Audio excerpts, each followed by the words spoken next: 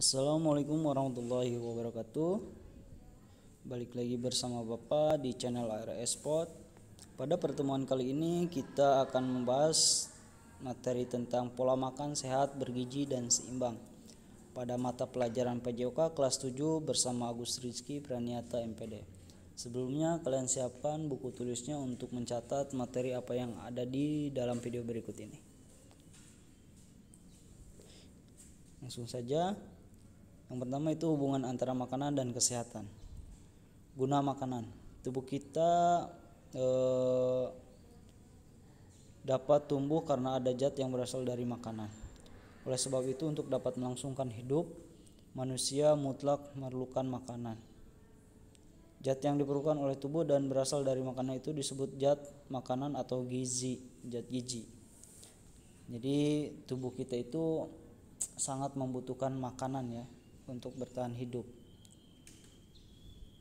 karena dengan adanya makanan bisa memproses energi dan lain sebagainya.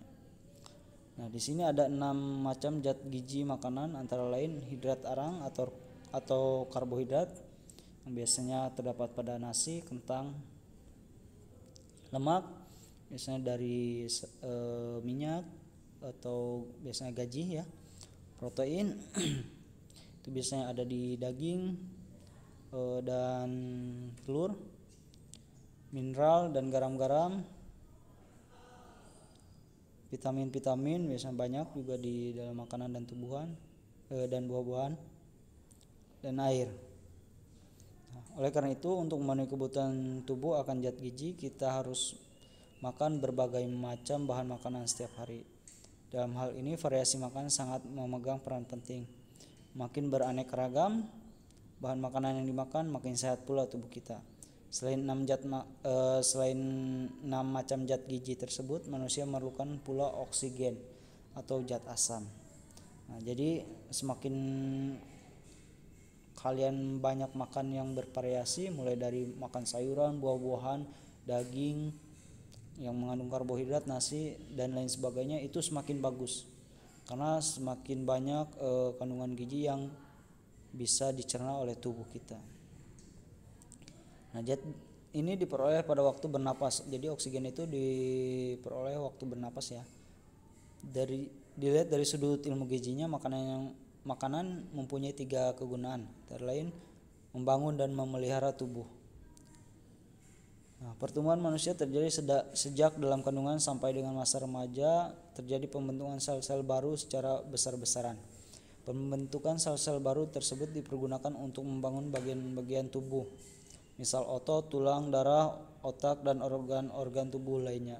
Jadi makanan itu sendiri mempunyai fungsi ya atau kegunaan itu membangun dan memelihara tubuh. Jadi dengan kita makan, apalagi pada masa mulai dari dalam kandungan sampai dengan masa remaja, itu sangatlah membutuhkan makanan-makanan yang sangat bergizi untuk membentuk atau membangun tubuh kita, mulai dari otot, tulang, darah, otak, dan organ tubuh lainnya. Nah, oleh karena itu, makanlah yang mengandung gizi yang baik untuk tubuh, untuk tubuh kalian itu bisa tumbuh kembang dan memelihara tubuh juga. Karena dengan makan makanan yang sembarangan bisa mengakibatkan terjadinya penyakit juga. Nah, untuk perbaikan atau penyempurnaan tersebut, tubuh memerlukan zat gizi, terutama zat pembangun yang terdiri dari protein, mineral, dan air.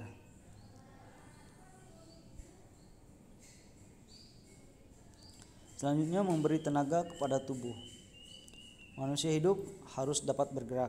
Gerakan yang dapat berupa gerakan yang nyata seperti berjalan, mengangkat benda, makan, minum, dan lainnya.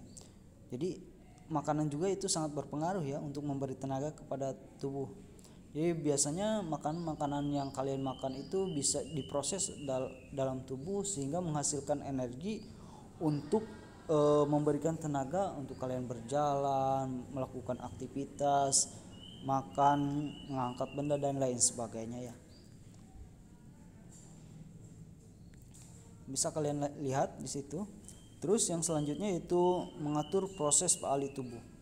Agar tubuh dapat berfungsi dengan baik, berbagai fungsi faali dalam tubuh harus diatur dan dikoordinasikan. Misal, proses pengaturan suhu tubuh agar tetap normal, proses pembekuan darah bila terjadi pendarahan, mengatur keseimbangan asam dan basa dalam tubuh, pembentukan zat pelindung guna menjaga tubuh dari serangan penyakit atau zat yang membahayakan. Zat gizi yang diperlukan untuk mengatur proses faali tersebut disebut zat pelindung, yaitu protein, mineral, vitamin, dan air. Jadi selain makanan itu untuk memberikan tenaga, terus tadi untuk menjaga atau membangun tubuh, nah makanan juga untuk mengatur proses faali tubuh, yaitu yang mengandung protein itu untuk proses metabolisme kalian di dalam tubuh, karena metabolisme atau usus itu termasuk juga ke dalam proses faali, seperti jantung kalian itu termasuk proses faali yang sangatlah harus dijaga melalui makanan. Karena apabila kalian biasanya yang punya penyakit diabetes, apabila kalian tidak menjaga pankreasnya dan kalian sering makan makanan yang manis, maka itu pankreasnya akan rusak dan bisa mengakibatkan naik gula darahnya, bisa mengakibatkan meninggal dunia karena kalian tidak menjaga pola makan itu sendiri. Nah, pengaruh gizi terhadap kesehatan bisa kalian lihat. Pengaruhnya, manusia sehat memiliki tubuh yang dapat berfungsi dengan baik, dan dalam jaringan-jaringan tubuh tersimpan cadangan zat gizi yang cukup untuk mempertahankan kesehatan. Jadi pengaruh gizi juga sangat berpengaruh ya terhadap kesehatan. Nah, perubahan-perubahan dalam tubuh akibat gizi salah, pengurangan cadangan, perubahan-perubahan biokimiawi, perubahan-perubahan fungsi, perubahan-perubahan anatomik. Nah, pengaruh gizi terhadap daya kerja, daya tahan, pertumbuhan jasmani dan mental. Pengaruh terhadap daya kerja, pengaruh terhadap daya tahan, pengaruh terhadap pertumbuhan jasmani dan mental. Pengetahuan tentang makanan sehat. Arti makanan sehat. Makanan sehat sering disebut juga makanan yang seimbang. Artinya dalam menu atau susunan hidangan sehari-hari mengandung semua zat gizi yang diperlukan oleh tubuh dalam jumlah yang memenuhi kebutuhan, dan tiap-tiap zat gizi dalam perbandingan yang sesuai atau seimbang satu dengan yang lainnya. Jadi arti makanan sehat itu yaitu makanan yang mengandung gizi dan dapat memenuhi kebutuhan gizi dalam tubuh kita. Yaitu adalah makanan yang sehat. Guna zat gizi. Sesuai dengan fungsinya, zat gizi dapat digolongkan menjadi 3 antara lain sebagai berikut. Zat tenaga yaitu hidrat arang, lemak, dan protein. Zat pembangun protein, mineral, dan protein. Zat pengatur vitamin, mineral, dan protein dan air. Nah, kita bahas zat arang. Zat arang atau karbohidrat disebut juga zat pati atau zat tepung atau zat gula. Susunan hidrat arang terdiri dari unsur karbon, hidrogen, dan oksigen. Hidrat arang dalam tubuh akan dibakar menjadi dan menghasilkan tenaga dan panas. 1 gram hidrat arang akan menghasilkan 4 kalori. Menurut besaran molekulnya, hidrat arang dapat digolongkan menjadi 3, yaitu monosakarida, disakarida, dan polisakarida. Jadi karbohidrat itu sangat berpengaruh penting ya untuk menghasilkan tenaga dan panas dalam tubuh kita sendiri.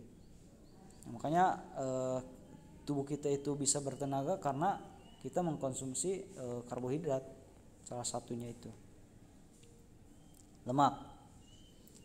Molekul lemak terdiri dari unsur karbon, hidrogen, dan oksigen.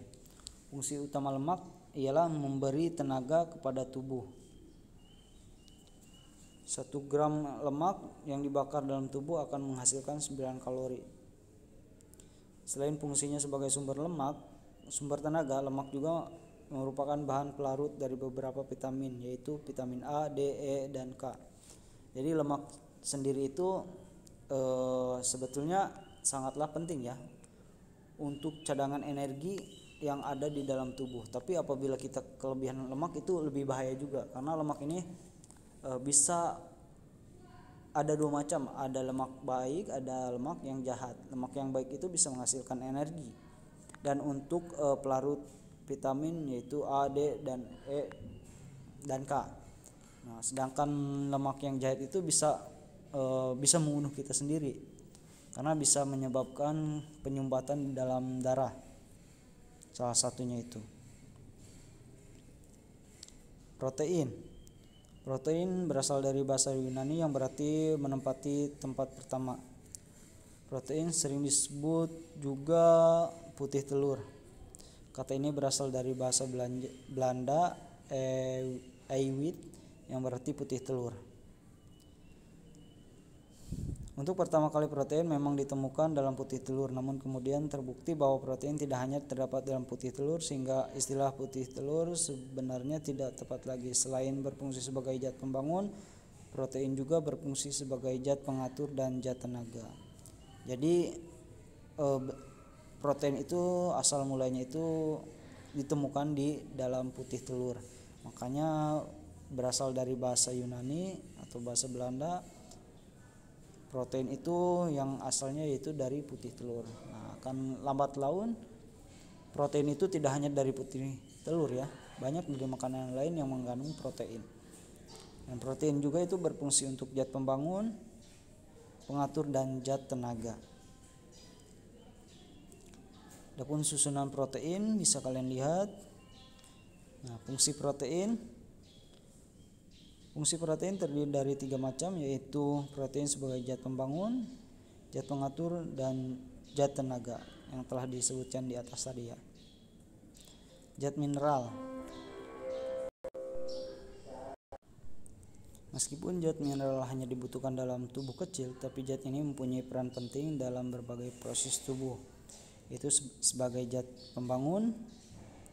Mineral berperan dalam pembentukan jaringan tubuh, misalnya kalsium dan fosfor berfungsi sebagai pembentuk tulang dan gigi. Zat besi sebagai pembentuk sel-sel darah merah dan lain sebagainya. Zat pengatur.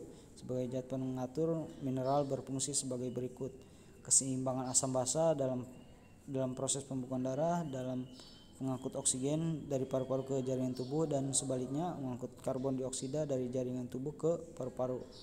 Kepekaan syarat dan kontraksi otot, proses metabolisme sebagai bagian dari enzim dan hormon-hormon. Jadi zat mineral itu sangat berfungsi juga ya. Itu salah satunya yang paling penting adalah untuk mengangkut oksigen dari paru-paru ke jaringan tubuh dan sebaliknya. Vitamin. Nah, vitamin itu sendiri ialah zat organik yang dibutuhkan oleh tubuh dalam bentuk yang sangat sedikit namun penting untuk mempertahankan kesehatan tubuh. Fungsi utama vitamin ialah mengatur proses metabolisme protein, lemak, dan hidrat arang. Nah, vitamin A dan D apabila dikonsumsi berlebihan akan berakibat buruk. Ya. Jadi vitamin itu sebetulnya sangatlah dibutuhkan, amat sedikit ya, sangat sedikit. Tapi tubuh kita sangat butuh vitamin itu sendiri, baik dari buah-buahan, sayuran, dan lain sebagainya. Nah, air juga di sini sangat dibutuhkan bagi tubuh kita ya.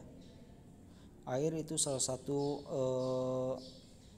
unsur terpenting, karena dalam tubuh kita itu banyak mengandung air. Apabila kita kekurangan air, itu akan dehidrasi dan mengakibatkan ya bisa meninggal dunia atau kematian.